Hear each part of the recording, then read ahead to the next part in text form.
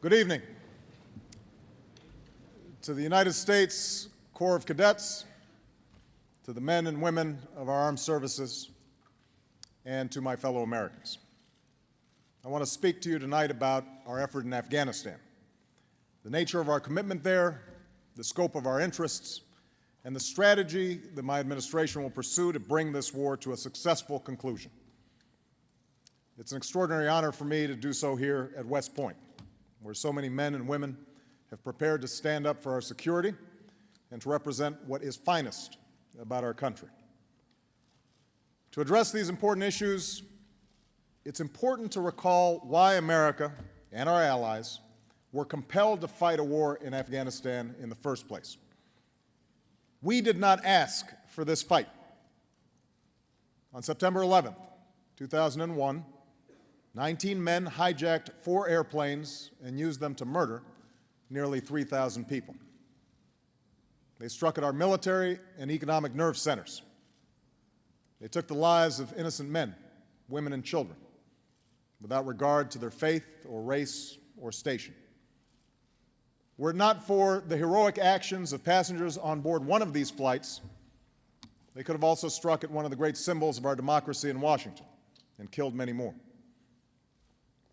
As we know, these men belonged to al-Qaeda, a group of extremists who have distorted and defiled Islam, one of the world's great religions, to justify the slaughter of innocents. Al-Qaeda's base of operations was in Afghanistan, where they were harbored by the Taliban, a ruthless, repressive, and radical movement that seized control of that country after it was ravaged by years of Soviet occupation and civil war, and after the attention of America and our friends had turned elsewhere. Just days after 9/11, Congress authorized the use of force against al-Qaeda and those who harbored them, an authorization that continues to this day. The vote in the Senate was 98-0. The vote in the House was 420-1. For the first time in its history, the North Atlantic Treaty Organization invoked Article 5, the commitment that says an attack on one member nation is an attack on all. And the United Nations Security Council endorsed the use of all necessary steps to respond to the 9/11 attacks. America, our allies, and the world were acting as one to destroy al-Qaeda's terrorist network and to protect our common security. Under the banner of this domestic unity and international legitimacy, and only after the Taliban refused to turn over Osama bin Laden, we sent our troops into Afghanistan. Within a matter of months, al-Qaeda was scattered and many of its operatives were killed. The Taliban was driven from power and pushed back on its heels.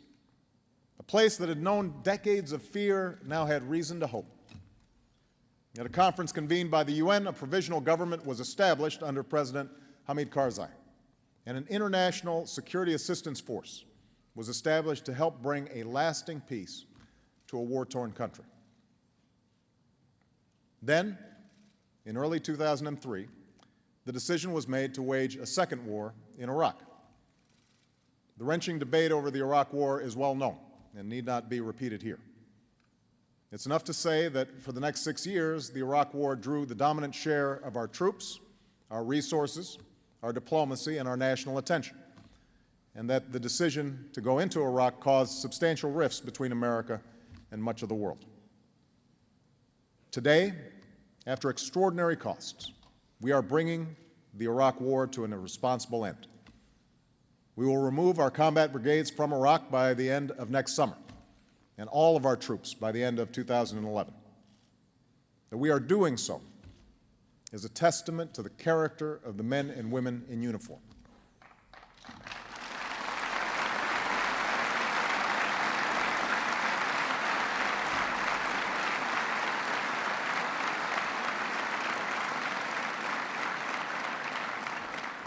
Thanks to their courage, grit, and perseverance, we have given Iraqis a chance to shape their future, and we are successfully leaving Iraq to its people. But while we've achieved hard-earned milestones in Iraq, the situation in Afghanistan has deteriorated. After escaping across the border into Pakistan in 2001 and 2002, al-Qaeda's leadership established a safe haven there. Although a legitimate government was elected by the Afghan people, it's been hampered by corruption, the drug trade, an underdeveloped economy, and insufficient security forces. Over the last several years, the Taliban has maintained common cause with al-Qaeda as they both seek an overthrow of the Afghan government. Gradually, the Taliban has begun to control additional swaths of territory in Afghanistan while engaging in increasingly brazen and devastating attacks of terrorism against the Pakistani people. Now, throughout this period, our troop levels in Afghanistan remained a fraction of what they were in Iraq. When I took office, we had just over 32,000 Americans serving in Afghanistan, compared to 160,000 in Iraq at the peak of the war. Commanders in Afghanistan repeatedly asked for support to deal with the reemergence of the Taliban, but these reinforcements did not arrive. And that's why, shortly after taking office, I approved a long-standing request for more troops. After consultations with our allies, I then announced a strategy recognizing the fundamental connection between our war effort in Afghanistan and the extremist safe havens in Pakistan. I set a goal that was narrowly defined as disrupting, dismantling, and defeating al-Qaeda and its extremist allies, and pledged to better coordinate our military and civilian efforts. Since then, we've made progress on some important objectives. High-ranking al-Qaeda and Taliban leaders have been killed, and we've stepped up the pressure on al-Qaeda worldwide. In Pakistan, that nation's army has gone on its largest offensive in years. In Afghanistan, we and our allies prevented the Taliban from stopping a presidential election. And although it was marred by fraud, that election produced a government that is consistent with Afghanistan's laws and constitution. Yet huge challenges remain. Afghanistan is not lost, but for several years it has moved backwards. There's no imminent threat of the government being overthrown, but the Taliban has gained momentum. Al-Qaeda has not reemerged in Afghanistan in the same numbers as before 9/11, but they retain their safe havens along the border. And our forces lack the full support they need to effectively train and partner with Afghan security forces and better secure the population. Our new commander in Afghanistan, General McChrystal, has reported that the security situation is more serious than he anticipated. In short, the status quo is not sustainable. As cadets, you volunteered for service during this time of danger. Some of you fought in Afghanistan. Some of you will deploy there. As your commander-in-chief, I owe you a mission that is clearly defined and worthy of your service. And that's why, after the Afghan voting was completed, I insisted on a thorough review of our strategy. Now, let me be clear. There has never been an option before me that called for troop deployments before 2010. So there has been no delay or denial of resources necessary for the conduct of the war during this review period. Instead, the review has allowed me to ask the hard questions and to explore all the different options along with my national security team, our military and civilian leadership in Afghanistan, and our key partners. And given the stakes involved, I owed the American people and our troops no less. This review is now complete.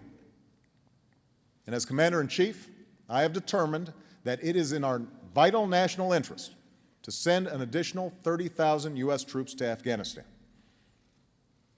After 18 months, our troops will begin to come home. These are the resources that we need to seize the initiative while building the Afghan capacity that can allow for a responsible transition of our forces out of Afghanistan. I do not make this decision lightly. I opposed the war in Iraq precisely because I believe that we must exercise restraint in the use of military force and always consider the long-term consequences of our actions. We have been at war now for 8 years, at enormous cost in lives and resources. Years of debate over Iraq and terrorism have left our unity on national security issues in tatters and created a highly polarized and partisan backdrop for this effort. And having just experienced the worst economic crisis since the Great Depression, the American people are understandably focused on rebuilding our economy and putting people to work here at home. Most of all, I know that this decision asks even more of you, a military that, along with your families, has already borne the heaviest of all burdens. As President, I have signed a letter of condolence to the family of each American who gives their life in these wars. I have read the letters from the parents and spouses of those who deployed. I visited our courageous wounded warriors at Walter Reed. I've traveled to Dover to meet the flag-draped caskets of 18 Americans returning home to their final resting place. I see firsthand the terrible wages of war. If I did not think that the security of the United States and the safety of the American people were at stake in Afghanistan, I would gladly order every single one of our troops home tomorrow. So no, I do not make this decision lightly. I make this decision because I am convinced that our security is at stake in Afghanistan and Pakistan. This is the epicenter of violent extremism practiced by al-Qaeda. It is from here that we were attacked on 9/11, and it is from here that new attacks are being plotted as I speak. This is no idle danger, no hypothetical threat. In the last few months alone, we have apprehended extremists within our borders who were sent here from the border region of Afghanistan and Pakistan to commit new acts of terror. And this danger will only grow if the region slides backwards, and al-Qaeda can operate with impunity. We must keep the pressure on al-Qaeda, and to do that, we must increase the stability and capacity of our partners in the region. Of course, this burden is not ours alone to bear. This is not just America's war. Since 9/11, al-Qaeda's safe havens have been the source of attacks against London and Amman and Bali. The people and governments of both Afghanistan and Pakistan are endangered. And the stakes are even higher within a nuclear-armed Pakistan because we know that al-Qaeda and other extremists seek nuclear weapons, and we have every reason to believe that they would use them. These facts compel us to act along with our friends and allies. Our overarching goal remains the same: to disrupt, dismantle, and defeat al-Qaeda in Afghanistan and Pakistan, and to prevent its capacity to threaten America and our allies in the future. To meet that goal, we will pursue the following objectives within Afghanistan. We must deny al-Qaeda a safe haven. We must reverse the Taliban's momentum and deny it the ability to overthrow the government. And we must strengthen the capacity of Afghanistan's security forces and government so that they can take lead responsibility for Afghanistan's future. We will meet these objectives in 3 ways. First, we will pursue a military strategy that will break the Taliban's momentum and increase Afghanistan's capacity over the next 18 months. The 30,000 additional troops that I'm announcing tonight will deploy in the first part of 2010. The fastest possible pace, so that they can target the insurgency and secure key population centers. They'll increase our ability to train competent Afghan security forces and to partner with them so that more Afghans can get into the fight. And they will help create the conditions for the United States to transfer responsibility to the Afghans. Because this is an international effort, I've asked that our commitment be joined by contributions from our allies. Some have already provided additional troops, and we're confident that there will be further contributions in the days and weeks ahead. Our friends have fought and bled and died alongside us in Afghanistan, and now we must come together to end this war successfully. For what's at stake is not simply a test of NATO's credibility. What's at stake is the security of our allies and the common security of the world. Now, taken together, these additional American and international troops will allow us to accelerate handing over responsibility to Afghan forces and allow us to begin the transfer of our forces out of Afghanistan in July of 2011. Just as we have done in Iraq, we will execute this transition responsibly, taking into account conditions on the ground. We'll continue to advise and assist Afghanistan's security forces to ensure that they can succeed over the long haul. But it will be clear to the Afghan government, and more importantly to the Afghan people, that they will ultimately be responsible for their own country.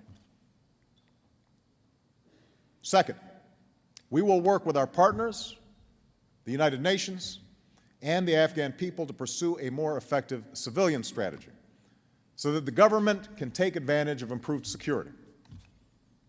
This effort must be based on performance.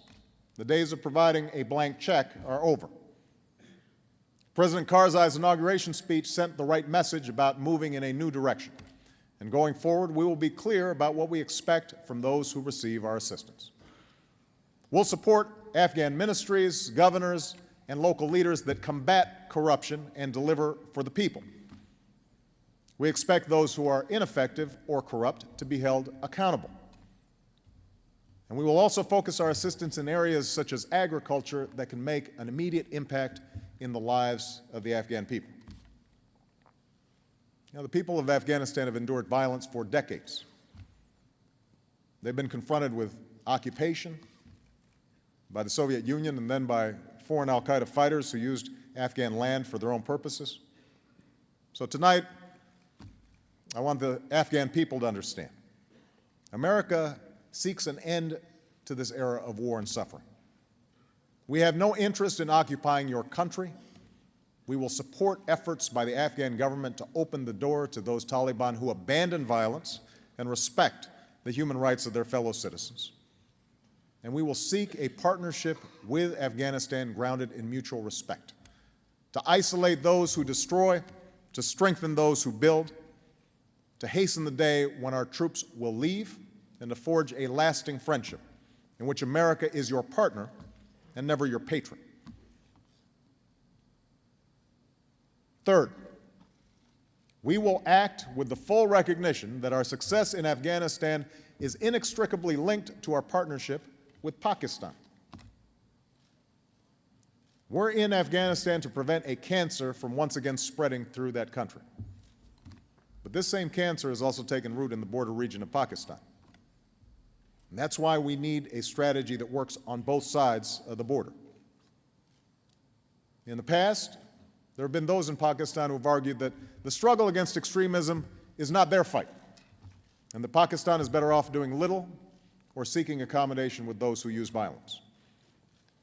But in recent years, as innocents have been killed from Karachi to Islamabad, it has become clear that it is the Pakistani people who are the most endangered by extremism. Public opinion has turned. The Pakistani army has waged an offensive in Swat and South Waziristan. And there is no doubt that the United States and Pakistan share a common enemy. In the past, we too often defined our relationship with Pakistan narrowly. And those days are over. Moving forward, we are committed to a partnership with Pakistan that is built on a foundation of mutual interest, mutual respect, and mutual trust. We will strengthen Pakistan's capacity to target those groups that threaten our countries, and have made it clear that we cannot tolerate a safe haven for terrorists whose location is known and whose intentions are clear. America is also providing substantial resources to support Pakistan's democracy and development. We are the largest international supporter for those Pakistanis displaced by the fighting. And going forward, the Pakistan people must know America will remain a strong supporter of Pakistan's security and prosperity long after the guns have fallen silent, so that the great potential of its people can be unleashed. These are the three core elements of our strategy: a military effort to create the conditions for a transition, a civilian surge that reinforces positive action, and an effective partnership with Pakistan.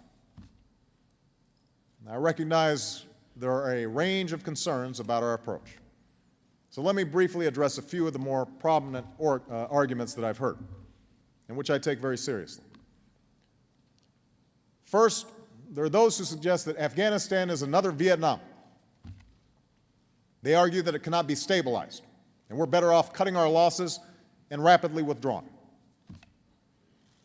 I believe this argument depends on a false reading of history. Unlike Vietnam, we are joined by a broad coalition of 43 nations that recognizes the legitimacy of our action.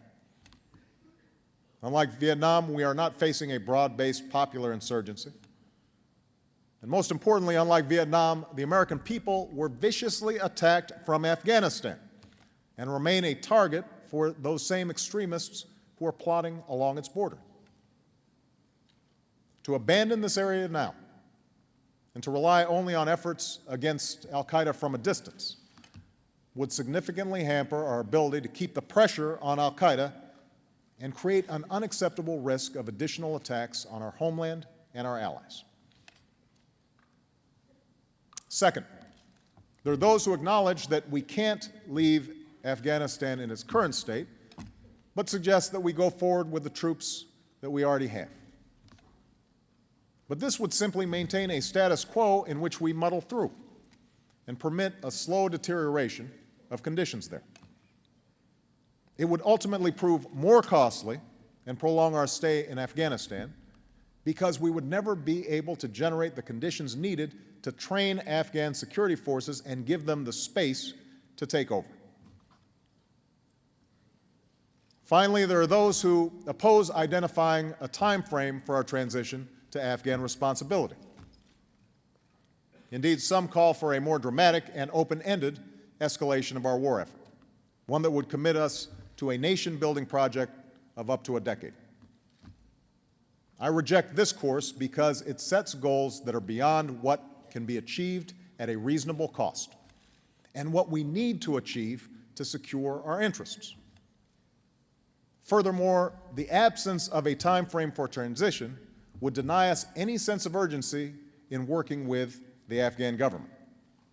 It must be clear that Afghans will have to take responsibility for their security and that America has no interest in fighting an endless war in Afghanistan.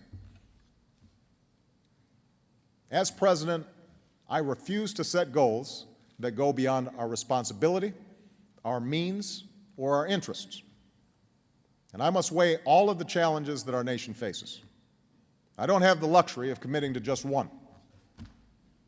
Indeed, I'm mindful of the words of President Eisenhower, who, in discussing our national security, said, "Each proposal must be weighed in the light of a broader consideration, the need to maintain balance in and among national programs." Over the past several years, we have lost that balance. We failed to appreciate the connection between our national security and our economy. In the wake of an economic crisis, too many of our neighbors and friends are out of work and struggle to pay the bills. Too many Americans are worried about the future facing our children. Meanwhile, competition within the global economy has grown more fierce, so we can't simply afford to ignore the price of these wars. All told, by the time I took office, the cost of the wars in Iraq and Afghanistan approached $1 trillion. Going forward, I am committed to addressing these costs openly and honestly. Our new approach in Afghanistan is likely to cost us roughly $30 billion for the military this year. And I'll work closely with Congress to address these costs as we work to bring down our deficit. But as we end the war in Iraq and transition to Afghan responsibility, we must rebuild our strength here at home. Our prosperity provides a foundation for our power. It pays for our military, it underwrites our diplomacy, it taps the potential of our people and allows investment in new industry, and it will allow us to compete in this century as successfully as we did in the last. That's why our troop commitment in Afghanistan cannot be open-ended, because the nation that I'm most interested in building is our own. Now, let me be clear. None of this will be easy. The struggle against violent extremism will not be finished quickly, and it extends well beyond Afghanistan and Pakistan. It will be an enduring test of our free society and our leadership in the world. And unlike the great power conflicts and clear lines of division that defined the 20th century, our effort will involve disorderly regions, failed states, diffuse enemies.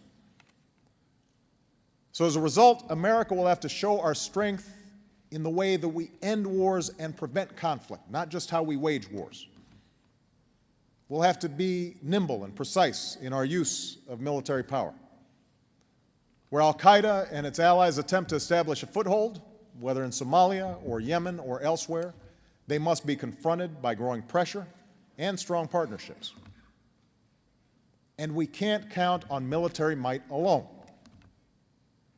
We have to invest in our homeland security because we can't capture or kill every violent extremist abroad.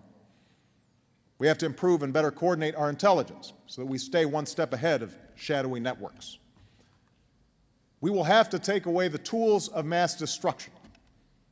And that's why I've made it a central pillar of my foreign policy to secure loose nuclear materials from terrorists, to stop the spread of nuclear weapons, and to pursue the goal of a world without them. Because every nation must understand that true security will never come from an endless race for ever more destructive weapons. True security will come for those who reject them. We'll have to use diplomacy, because no one nation can meet the challenges of an interconnected world acting alone. I've spent this year renewing our alliances and forging new partnerships. And we have forged a new beginning between America and the Muslim world, one that recognizes our mutual interest in breaking a cycle of conflict, and that promises a future in which those who kill innocents are isolated by those who stand up for peace and prosperity and human dignity. And finally, we must draw on the strength of our values. For the challenges that we face may have changed, but the things that we believe in must not. That's why we must promote our values by living them at home, which is why I have prohibited torture and will close the prison at Guantanamo Bay. And we must make it clear to every man, woman, and child around the world who lives under the dark cloud of tyranny that America will speak out on behalf of their human rights and tend to the light of freedom and justice and opportunity and respect for the dignity of all peoples. That is who we are. That is the source, the moral source of America's authority. Since the days of Franklin Roosevelt and the service and sacrifice of our grandparents and great-grandparents, our country has borne a special burden in global affairs. We have spilled American blood in many countries on multiple continents. We have spent our revenue to help others rebuild from rubble and develop their own economies. We have joined with others to develop an architecture of institutions from the United Nations to NATO to the World Bank that provide for the common security and prosperity of human beings. We have not always been thanked for these efforts, and we have at times made mistakes. But more than any other nation, the United States of America has underwritten global security for over 6 decades, a time that, for all its problems, has seen walls come down and markets open and billions lifted from poverty, unparalleled scientific progress and advancing frontiers of human liberty. For unlike the great powers of old, we have not sought world domination. Our union was founded in resistance to oppression. We do not seek to occupy other nations. We will not claim another nation's resources or target other peoples because their faith or ethnicity is different from ours.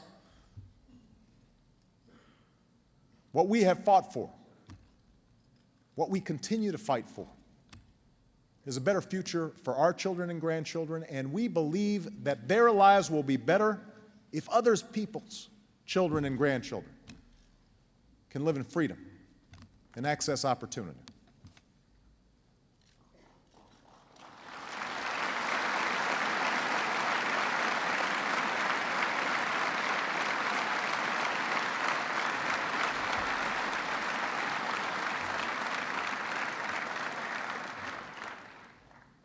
As a country, we're not as young and perhaps not as innocent as we were when Roosevelt was president. Yet we are still heirs to a noble struggle for freedom. And now we must summon all of our might and moral suasion to meet the challenges of a new age. In the end, our security and leadership does not come solely from the strength of our arms. It derives from our people, from the workers and businesses who will rebuild our economy, from the entrepreneurs and researchers who will pioneer new industries, from the teachers that will educate our children in the service of those who work in our communities at home, from the diplomats and Peace Corps volunteers who spread hope abroad, and from the men and women in uniform who are part of an unbroken line of sacrifice that has made government of the people, by the people, and for the people a reality on this earth.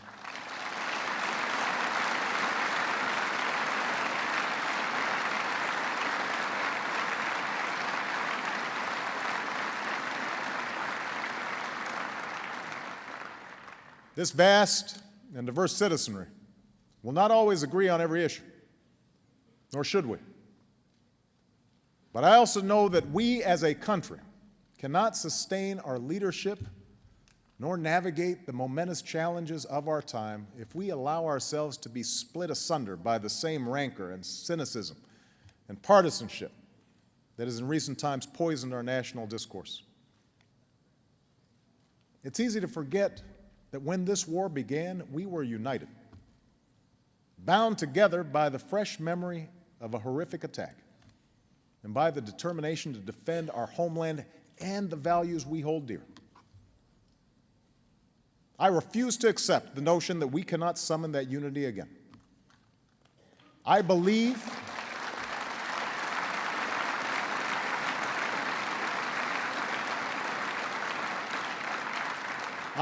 with every fiber of my being that we, as Americans, can still come together behind a common purpose. For our values are not simply words written into parchment. They are a creed that calls us together and that has carried us through the darkest of storms as one nation, as one people. America, we are passing through a time of great trial.